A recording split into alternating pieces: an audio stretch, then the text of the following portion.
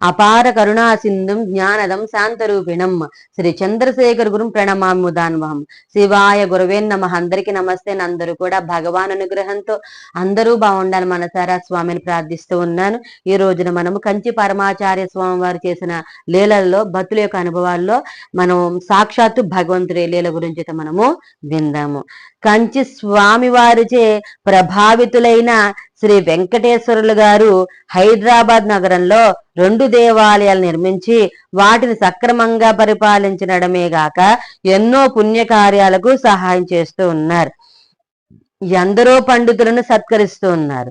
అన్నింటినీ మించి స్వామివారి ఆదేశానుసారం 18 పురాణాలకు తెలుగు అనువాదాలు చేయడమనే మహత్కార్యాన్ని సాధిస్తూ ఉన్నారు.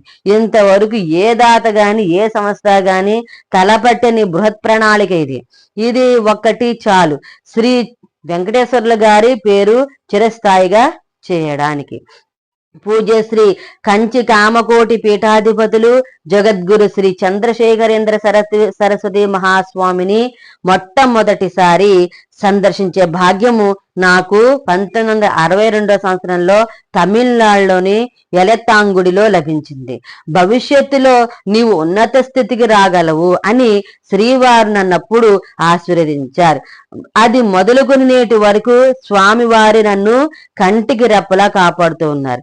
అంతేకాదు నా ఆధ్యాత్మిక జీవితానికి గట్టి పునాది వేశారు. భక్తులను అనుగ్రహించుటలో శ్రీవారి ప్రభావం ఎట్టిదో సూచించిన అనుభవాలను కొన్నిటిని ఈ సందర్భంలో పేర్కొంటాను. 1968లో స్వామివారు హైదరాబాద్ లో మకాములో ఉన్నప్పుడు స్కందగిరి పద్మరావు నగర్ లో కంచి కామకోటి పీఠం పక్షాన శంకర మఠ ఒక దానిని నిర్మించడానికి సంకల్పించారు. హైదరాబాద్, సికింద్రాబాద్ నగరాల్లో మహాభవనాలు నిర్మించే పేరు గల కాంట్రాక్టర్లు ఎందరో ఉన్నారు. అయినా స్వామివారు నన్ను పిలిచి 1 నెల రోజుల్లో మఠం నిర్మాణం పూర్తి కావాలని, వెంటనే ప్రతిష్ట జరగాలని ఆదేశించారు. ఆ మరుదినమే శ్రీవారి కరకమములతో మందిరానికి శంకుస్థాపన జరిగింది. నెల రోజులు కాదు సరికదా 21 రోజులోనే ఆ స్థలంలో సుందరమైన మందిరం రూపుదాల్చింది. అంత స్వల్ప వ్యవధిలో అంత నేత్రపర్వంగా ఆ మందిరం పూర్తి కావడం ఆశ్చర్యకరం. స్వామివారి అందరి హృదయాల్లో ప్రవేశించి నన్ను కేవలం నిమిత్త మాత్రంగా ఉంచి అందరి చేత అన్ని పనులు తామే చేయించారణంలో అతిశయోక్తి ఏ మాత్రము లేదు.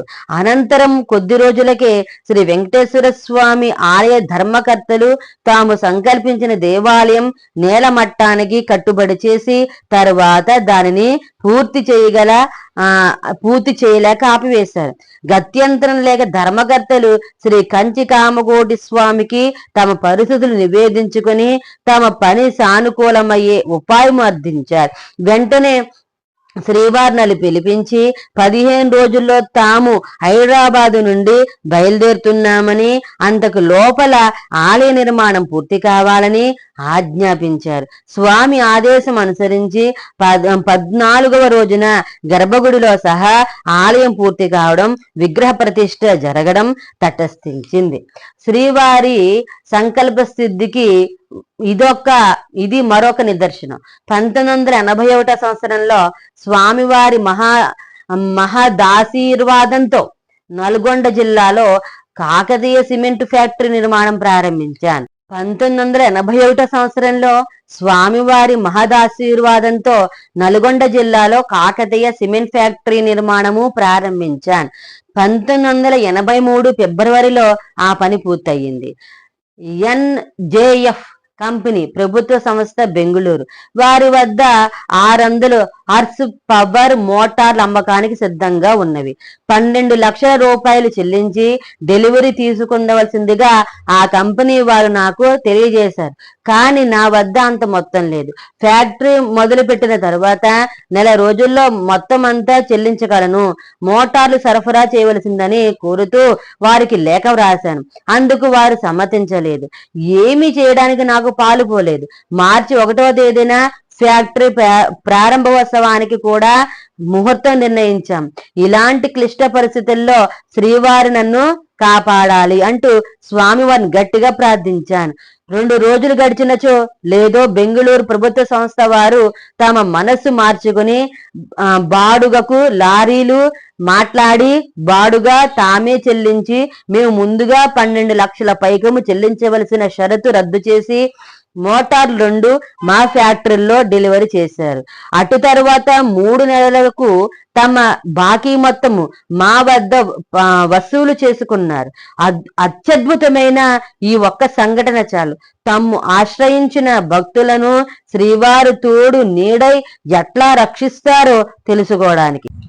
స్వామివారు భూత భవిష్య వర్తమానములు తెలుసుకోజాలిన సర్వజ్ఞులని సర్వశక్తిమంతులని నా దృఢ విశ్వాసం. స్వామి దయ అపారం. తర్వాత మరొక తార్కాణం గురించి మనము విందాం. 1968లో హైదరాబాద్ అశోక్ నగర్ లో శ్రీ సత్యనారాయణ స్వామి దేవాలయ నిర్మాణానికి నేను పూనుకున్నాను. శ్రీవారి చేతనే ఆలయ శంకుస్థాపన జరిగింది.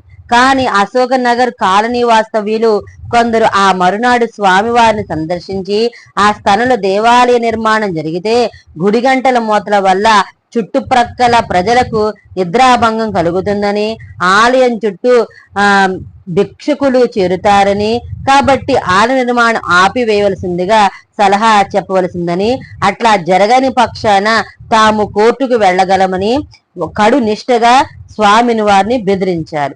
స్వామివారి ధోరణి చూసి నవ్వి మౌనంగా ఊరుకున్నారు. వారికి ఏమీ బదులు చెప్పలేదు. ఆ తరువాత అనుకున్న ప్రకారము అదే స్థానంలో సర్వాంగ సంపన్నంగా ఆలయం పూర్తి అయింది. అది మొదలకు నిత్య ప్రవచనము, సత్యనారాయణ స్వామి వ్రతము నిరంతరాయంగా జరుగుతూ ఉన్నవి. తెంపు లేకుండా అనుదినము ఆలయం భక్తులను ఆకర్షిస్తోంది.